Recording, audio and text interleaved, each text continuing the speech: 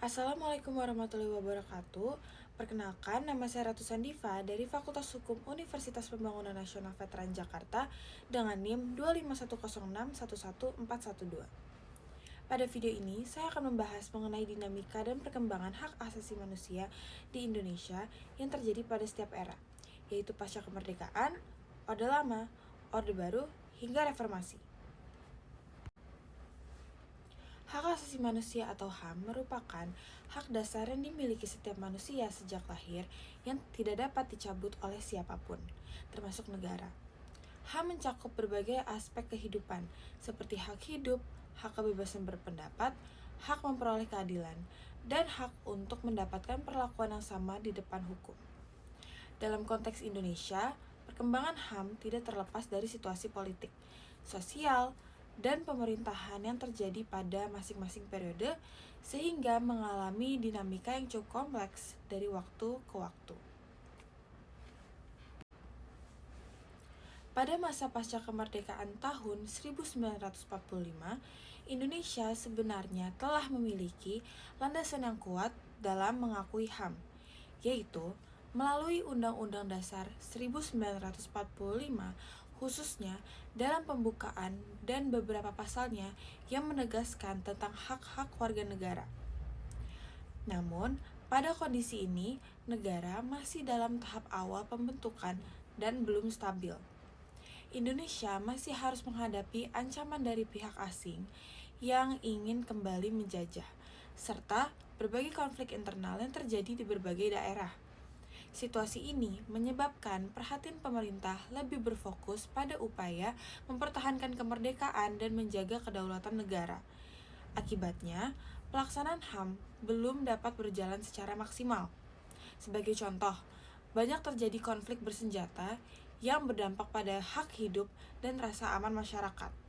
Meskipun demikian, semangat untuk menjunjung tinggi HAM sebenarnya sudah mulai tumbuh sejak awal kemerdekaan. Selanjutnya, pada masa Orde Lama, di bawah kepemimpinan Presiden Soekarno, Indonesia mulai menerapkan sistem demokrasi terpimpin. Dalam sistem ini, kekuasaan lebih terpusat pada pemerintah, sehingga ruang kebebasan masyarakat menjadi lebih terbatas. Pemerintah memiliki peran yang sangat dominan dalam mengatur kehidupan politik, termasuk dalam mengontrol pendapat masyarakat. Kebebasan berpendapat, berserikat, dan berkumpul mulai mengalami pembatasan, terutama terhadap kelompok-kelompok yang dianggap tidak sejalan dengan kebijakan pemerintah. Contoh yang dapat dilihat adalah pembubaran partai politik tertentu serta adanya pembatasan terhadap kebebasan pers. Selain itu, kondisi politik yang tidak stabil juga memicu berbagai konflik ideologi di masyarakat. Hal ini menunjukkan bahwa meskipun HAM tetap diakui secara formal, pelaksanaannya belum sepenuhnya mencerminkan prinsip kebebasan dan juga keadilan. Pada masa Orde Baru di bawah kepemimpinan Presiden Soeharto, pemerintah menekankan pentingnya stabilitas politik dan pembangunan ekonomi sebagai prioritas utama. Di satu sisi, pembangunan ekonomi memang mengalami kemajuan yang cukup pesat. Namun, di sisi lain, kebebasan masyarakat justru semakin dibatasi. Pemerintah menerapkan kontrol yang ketat terhadap berbagai aspek kehidupan, termasuk media dan aktivitas politik masyarakat. Banyak terjadi tindakan represif terhadap individu maupun kelompok yang dianggap mengancam stabilitas negara. Contoh kasus pelanggaran HAM yang sering dibahas antara lain peristiwa 1965, penculikan aktivis pada tahun 1998, serta pembatasan kebebasan pers dan berekspresi. Dalam era ini, HAM seringkali diabaikan atau dikorbankan demi menjaga keamanan dan kestabilan negara.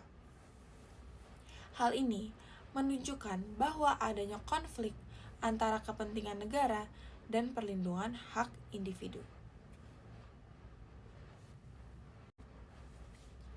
Memasuki era reformasi setelah tahun 1998,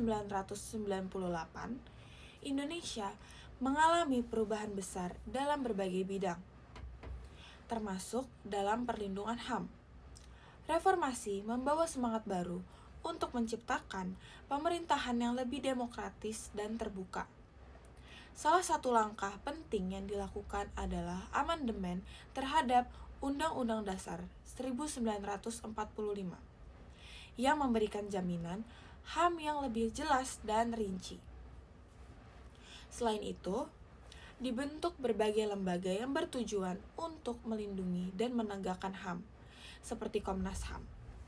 Kebebasan pers dan kebebasan berpendapat juga semakin terbuka, sehingga masyarakat memiliki ruang yang lebih luas untuk menyampaikan aspirasi. Contohnya, masyarakat kini dapat melakukan demonstrasi, menyampaikan kritik kepada pemerintah, serta mengekspresikan pendapat melalui berbagai platform, termasuk media sosial. Namun demikian, meskipun telah terjadi kemajuan, masih terdapat berbagai tantangan dalam penegakan HAM, seperti kasus-kasus pelanggaran HAM yang belum terselesaikan dan masih adanya ketimpangan dalam penerapan hukum. Menurut pendapat saya, perkembangan HAM di Indonesia menunjukkan adanya kemajuan yang cukup signifikan, terutama setelah memasuki era reformasi. Kebebasan yang dimiliki masyarakat saat ini jauh lebih luas dibandingkan dengan era sebelumnya. Namun, kebebasan tersebut juga harus diimbangi dengan tanggung jawab agar tidak disalahgunakan. Selain itu, penegakan hukum terhadap pelanggaran HAM masih perlu ditingkatkan agar tidak terjadi ketidakadilan. Saya juga berpendapat bahwa pendidikan mengenai HAM sangat penting untuk ditanamkan sejak dini agar masyarakat memiliki kesadaran yang tinggi terhadap hak dan kewajibannya. Dengan demikian, pelanggaran HAM dapat diminimalisir. Sebagai kesimpulan, dinamika perkembangan HAM di Indonesia menunjukkan perjalanan yang panjang dan penuh tantangan. Setiap era memiliki karakteristiknya masing-masing, mulai dari pengakuan awal pada masa pasca kemerdekaan, pembatasan pada masa Orde Lama dan Orde Baru, hingga perkembangan HAM yang lebih terbuka pada era reformasi. Hal ini menunjukkan bahwa perlindungan HAM sangat dipengaruhi oleh sistem pemerintahan dan kondisi politik yang berlaku. Oleh karena itu, diperlukan upaya yang berkelanjutan untuk memastikan bahwa HAM dapat ditegakkan secara adil dan merata. Sebagai saran, pemerintah diharapkan dapat lebih tegas dan konsisten dalam menegakkan hukum terkait pelanggaran hak asasi manusia tanpa adanya diskriminasi dalam bentuk apapun. Penegakan hukum tidak boleh dipengaruhi oleh kepentingan politik, kekuasaan, maupun tekanan dari pihak tertentu sehingga keadilan benar-benar dapat dirasakan oleh seluruh masyarakat. Selain itu, transparansi dan akuntabilitas dalam proses penyelesaian kasus-kasus pelanggaran HAM juga perlu terus ditingkatkan, agar masyarakat dapat mengetahui perkembangan penanganan kasus secara terbuka dan tidak menimbulkan rasa ketidakpercayaan terhadap aparat penegak hukum. Di sisi lain, masyarakat juga memiliki peran yang tidak kalah penting dalam mendukung penegakan HAM. Masyarakat diharapkan lebih aktif dalam memahami hak dan kewajibannya, serta berani menyuarakan kebenaran ketika terjadi pelanggaran, namun tetap dilakukan dengan cara yang bijak, damai, dan sesuai dengan hukum yang berlaku. Partisipasi masyarakat dalam mengawasi jalannya pemerintahan juga menjadi salah satu bentuk kontribusi dalam menciptakan sistem yang lebih adil dan transparan.